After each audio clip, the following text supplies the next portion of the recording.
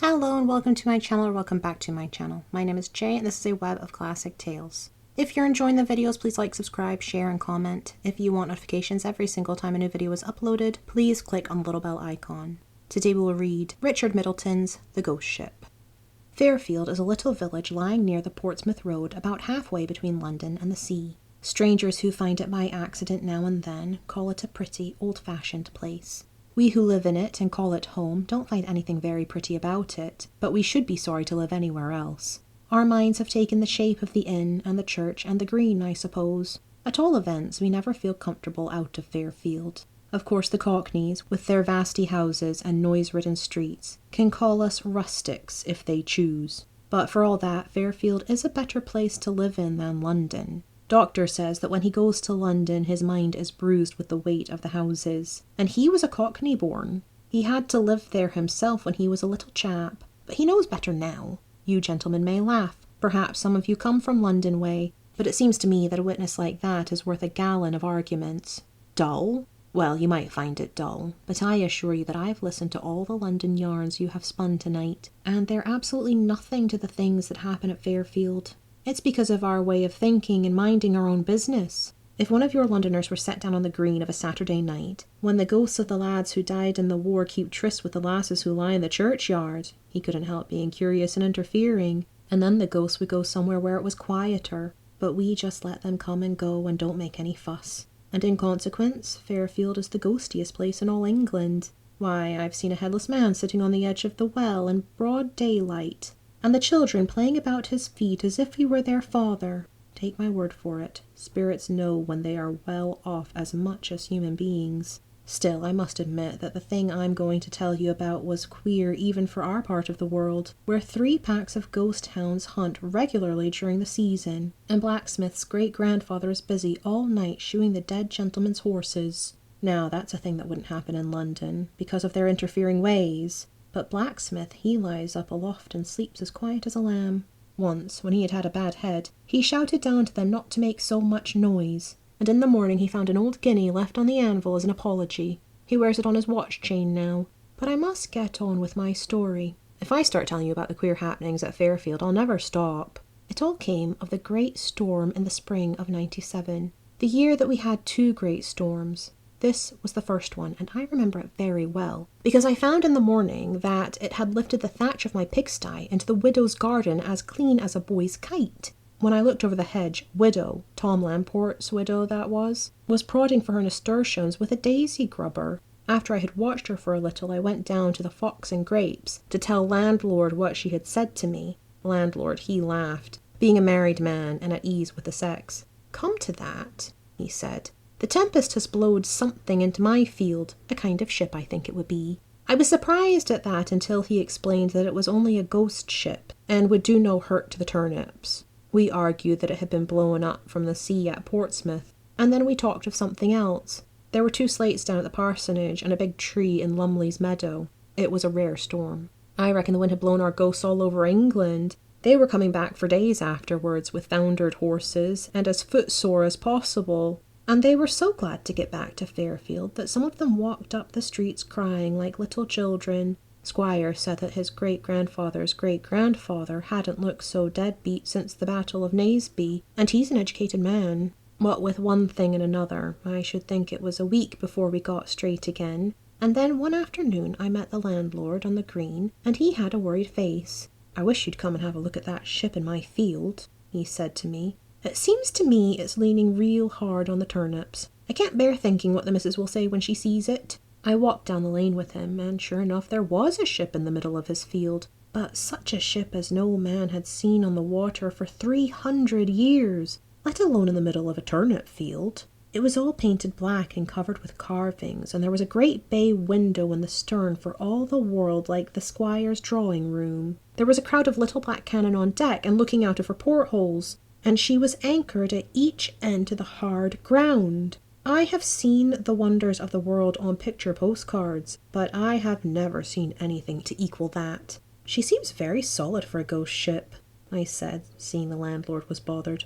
"I should say it's a betwixt and between," he answered, puzzling over it. "But it's going to spoil a matter of 50 turnips, and missus she'll want it moved." We went up to her and touched the side, and it was as hard as a real ship. Now, there's folks in England who would call that very curious, he said. Now, I don't know much about ships, but I should think that ghost ship weighed a solid 200 tons, and it seemed to me that she had come to stay, so that I felt sorry for landlord, who was a married man. All the horses in Fairfield won't move her out of my turnips, he said, frowning at her. Just then we heard a noise on her deck, and we looked up and saw that a man had come out of her front cabin and was looking down at us very peaceably. He was dressed in a black uniform set out with rusty gold lace, and he had a great cutlass by his side in a brass sheath. "I'm Captain Bartholomew Roberts," he said in a gentleman's voice. "Put in for recruits. I seem to have brought her rather far up the harbour." "Harbour!" cried the landlord. "Why, you're 50 miles from the sea." Captain Roberts didn't turn a hair. "So much as that?" he said coolly. "Well, it's of no consequence." Landlord was a bit upset at this. "I don't want to be unneighbourly," he said, "but I wish you hadn't brought your ship into my field. You see, my wife sets great store on these turnips." The captain took a pinch of snuff out of a fine gold box that he pulled out of his pocket and dusted his fingers with a silk handkerchief in a very genteel fashion. "I'm only here for a few months," he said, "but if a testimony of my esteem would pacify your good lady, I should be content." And with the words he loosed a great gold brooch from the neck of his coat and tossed it down to the landlord. Landlord blushed as red as a strawberry. "I'm not denying she's fond of jewellery," he said, "but it's too much for half a sack of turnips." And indeed it was a handsome brooch. The captain laughed. "Tut, man," he said, "it's a forced sale, and you deserve a good price. Say no more about it." And nodding good day to us, he turned on his heel and went into the cabin. Landlord walked back up the lane like a man with a weight off his mind. "The tempest has blown me a bit of luck," he said. "The missus will be much pleased with that brooch. It's better than blacksmith's guinea any day. 97 was Jubilee year, the year of the second Jubilee, you remember. And we had great doings at Fairfield, so that we hadn't much time to bother about the ghost ship, though anyhow it isn't our way to meddle in things that don't concern us. Landlord, he saw his tenant once or twice when he was hoeing his turnips and past the time of day, and landlord's wife wore her new brooch to church every Sunday. But we didn't mix much with the ghosts at any time, all except an idiot lad there was in the village, and he didn't know the difference between a man and a ghost, poor innocent. On Jubilee Day, however, somebody told Captain Roberts why the church bells were ringing, and he hoisted a flag and fired off his gun like a loyal Englishman. 'Tis true the guns were shotted, and one of the round shot knocked a hole in Farmer Johnston's barn, but nobody thought much of that in such a season of rejoicing. It wasn't till our celebrations were over that we noticed that anything was wrong in Fairfield. 'Twas Shoemaker who told me first about it one morning at the Fox and Grapes. "You know my great-great-uncle," he said to me. "You mean Joshua the quiet lad?" I answered, knowing him well. "Quiet?" said the shoemaker indignantly. "Quiet, you call him? Coming home at 3 o'clock every morning as drunk as a magistrate, and waking up the whole house with his noise?" "Why, it can't be Joshua," I said, for I knew him for one of the most respectable young ghosts in the village. "Joshua it is," said Shoemaker. "And one of these nights he'll find himself out in the street if he isn't careful." This kind of talk shocked me, I can tell you, for I don't like to hear a man abusing his own family, and I could hardly believe that a steady youngster like Joshua had taken to drink. But just then in came Butcher Aylwin in such a temper that he could hardly drink his beer. "The young puppy! The young puppy!" he kept on saying.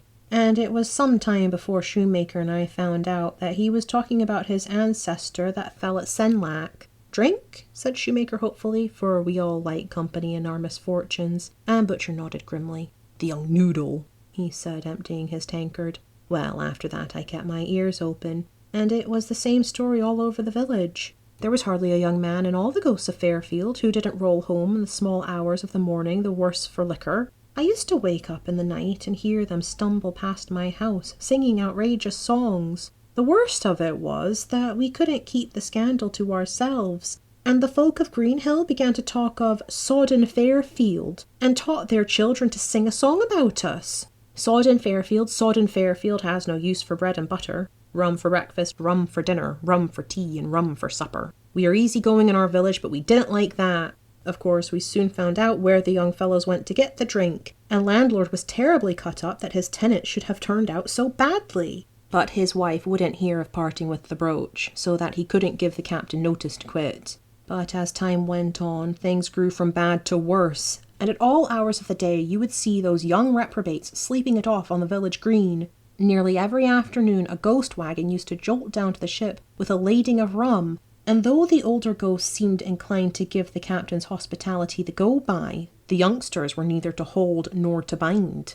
So, one afternoon when I was taking my nap, I heard a knock at the door, and there was Parson looking very serious, like a man with a job before him that he didn't altogether relish. "I'm going down to talk to the captain about all this drunkenness in the village, and I want you to come with me," he said straight out. I can't say that I fancied the visit much myself, and I tried to hint to Parson that as, after all, they were only a lot of ghosts, it didn't very much matter.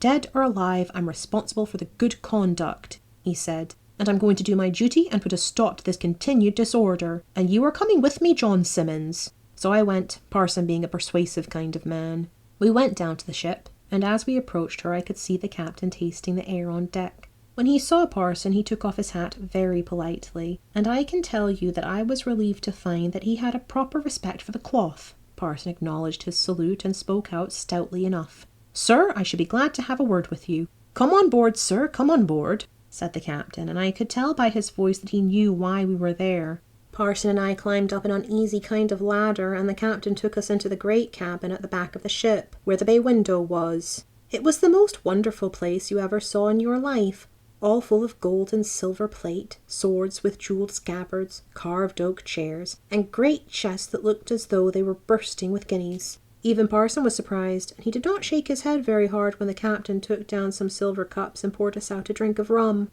I tasted mine, and I don't mind saying that it changed my view of things entirely. There was nothing betwixt and between about that rum, and I felt that it was ridiculous to blame the lads for drinking too much of stuff like that. It seemed to fill my veins with honey and fire. Parson put the case squarely to the captain, but I didn't listen much to what he said. I was busy sipping my drink and looking through the window at the fishes swimming to and fro over landlord's turnips. Just then it seemed the most natural thing in the world that they should be there, though afterwards, of course, I could see that that proved it was a ghost ship. But even then I thought it was queer when I saw a drowned sailor float by in the thin air with his hair and beard all full of bubbles. It was the first time I had seen anything quite like that at Fairfield. All the time I was regarding the wonders of the deep. Parson was telling Captain Roberts how there was no peace or rest in the village, owing to the curse of drunkenness, and what a bad example the youngsters were setting to the older ghosts. The captain listened very attentively, and only put in a word now and then about boys being boys and young men sowing their wild oats.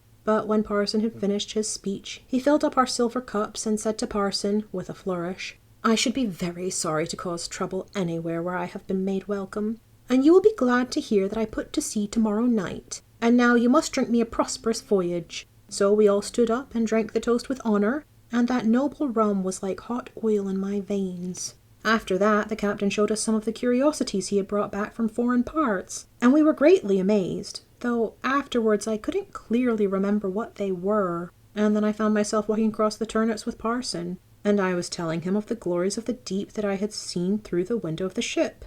He turned on me severely. "If I were you, John Simmons," he said, "I should go straight home to bed." He has a way of putting things that wouldn't occur to an ordinary man, has Parson, and I did as he told me. Well, next day it came on to blow, and it blew harder and harder, till about 8 o'clock at night I heard a noise and looked out into the garden. I dare say you won't believe me. It seems a bit tall even to me, but the wind had lifted the thatch of my pigsty into the widow's garden a second time.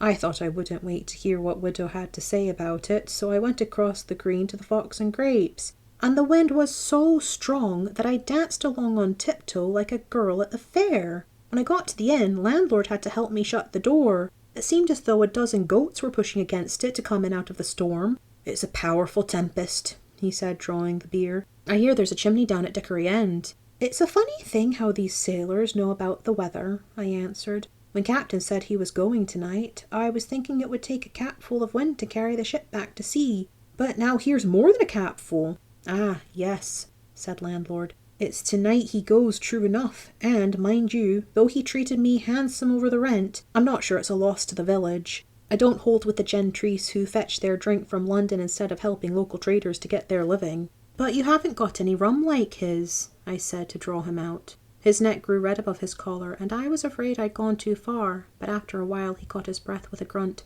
"John Simmons," he said, If you have come down here this windy night to talk a lot of fool's talk, you've wasted a journey." Well, of course, then I had to smooth him down with praising his rum, and heaven forgive me for swearing it was better than Captain's. For the like of that rum no living lips have tasted save mine and Parsons. But somehow or other I brought landlord round, and presently we must have a glass of his best to prove its quality. "Beat that if you can," he cried, and we both raised our glasses to our mouths, only to stop halfway and look at each other in amaze. For the wind that had been howling outside like an outrageous dog had all of a sudden turned as melodious as the carol boys of a Christmas Eve. "Surely that's not my Martha," whispered landlord, Martha being his great aunt that lived in the loft overhead. We went to the door, and the wind burst it open so that the handle was driven clean into the plaster of the wall. But we didn't think about that at the time, for over our heads, sailing very comfortably through the windy stars, was the ship that had passed the summer in landlord's field. Her portholes and her bay window were blazing with lights, and there was a noise of singing and fiddling on her decks. "He's gone!" shouted the landlord above the storm, "and he's taken half the village with him!" I could only nod in answer, not having lungs like bellows of leather. In the morning we were able to measure the strength of the storm, and over and above my pigsty, there was damage enough wrought in the village to keep us busy. True it is that the children had to break down no branches for the firing that autumn, since the wind had strewn the woods with more than they could carry away. Many of our ghosts were scattered abroad, but this time very few came back, all the young men having sailed with Captain. And not only ghosts, for a poor half-witted lad was missing, and we reckoned that he had stowed himself away, or perhaps slipped as a cabin boy, not knowing any better. What with the lamentations of the ghost girls and the grumbling of families who had lost an ancestor, the village was upset for a while. And the funny thing was that it was the folk who had complained most of the carrying-ons of the youngsters, who made most noise now that they were gone.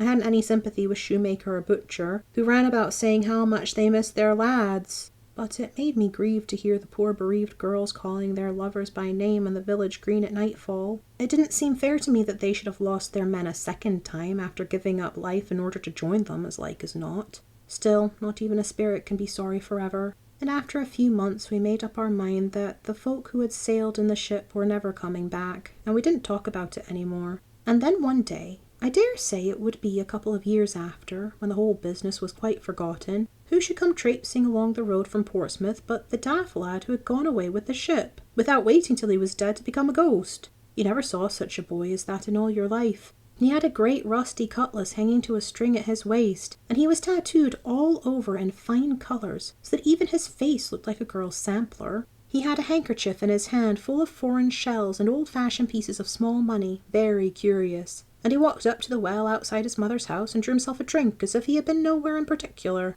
The worst of it was that he had come back as soft-headed as he went, and try as we might, we couldn't get anything reasonable out of him. He talked a lot of gibberish about keel hauling and walking the plank and crimson murders, things which a decent sailor should know nothing about, so that it seemed to me that for all his manners, Captain had been more of a pirate than a gentleman mariner. But to draw sense out of that boy was as hard as picking cherries off a crab tree. One silly tale he had that he kept on drifting back to, and to hear him you would have thought that it was the only thing that happened to him in his life. "We was at anchor," he would say, "off an island called the Basket of Flowers, and the sailors had caught a lot of parrots, and we were teaching them to swear. Up and down the decks, up and down the decks, and the language they used was dreadful. Then we looked up and saw the masts of the Spanish ship outside the harbour. Outside the harbour they were. So we threw the parrots into the sea and sailed out to fight. And all the parrots were drowned in the sea, and the language they used was dreadful."